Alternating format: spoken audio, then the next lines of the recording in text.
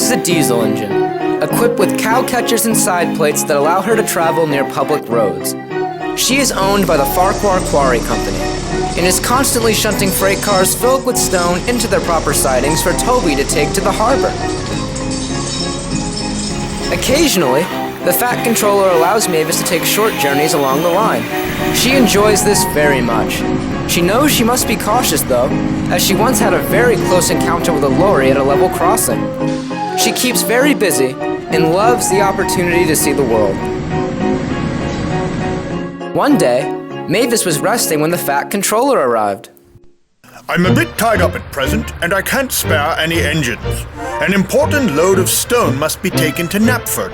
I've spoken to your manager, and as long as you are cautious, he would be more than happy to give you the chance to stretch your wheels. How nice! I didn't expect to go out today. This is the most exciting. I just hope that fusspot Toby doesn't mess this up. Mavis glowed with delight. She set off to collect some freight cars. Toby puffed in.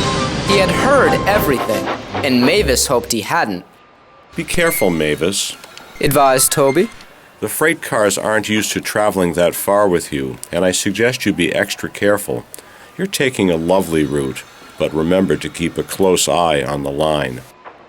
Mavis only pretended to listen. Toby has a knack for spoiling everything. She thought to herself. I'll show that fusspot. I'll be just fine.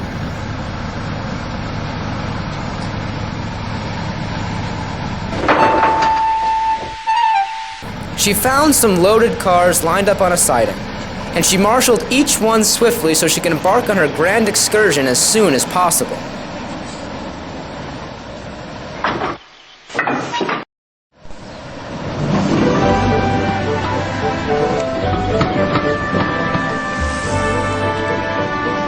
Mavis was enjoying herself enormously.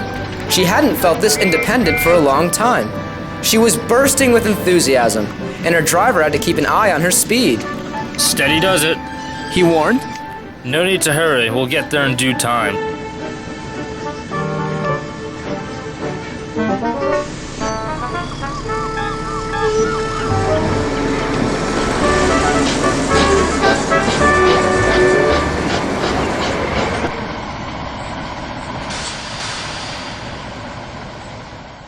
Mavis waited patiently at the crossing, but the freight cars began to feel bored.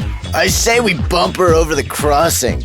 Honestly, I just want to see something smash into something. All in favor of pushing the diesel over the crossing, say aye.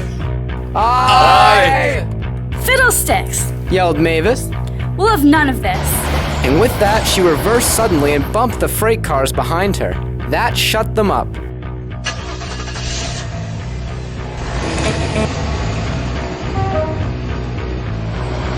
We'll have no nonsense. She finished sternly, and she rolled away, feeling very pleased with herself.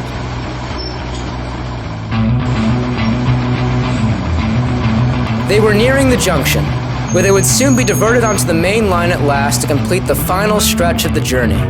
The line passed through a valley here. However, Mavis and her driver had no idea that a great deal of noise from a nearby factory had caused dirt and rocks from a cliff over the line to scatter along the rails. Mavis's cow catchers and side plates would only make things worse. Her wheels couldn't clear the debris on the rails ahead, even if she attempted to plow through.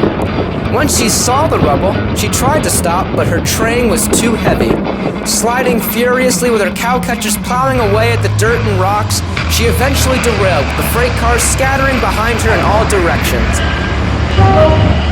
Ah! Hit the deck! Now!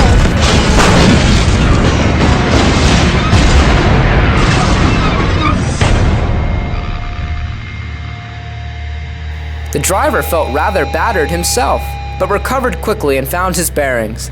Well, Mavis? He laughed anxiously. You're certainly not a bulldozer. I'm sure your cow catchers were able to push most of the rubble aside, but the rubble got caught beneath your wheels and side plates. We'll have to find assistance further up the line. Mavis failed to see the humor in her present circumstances and fumed angrily. And of course, neither did Toby when he heard the news. Oh dear, He murmured. I warned her. She thinks too highly of herself. She should have kept a better lookout. Rightly so. sighed the Fat Controller. But I'm afraid we must hold our own regardless. I'm in a tight spot, Toby, and I'd like you to work at the quarry again for a while, and I'll devise a means of keeping the branch line running smoothly in your absence. Toby sighed. His hopes were very much in tune with the Fat Controller's.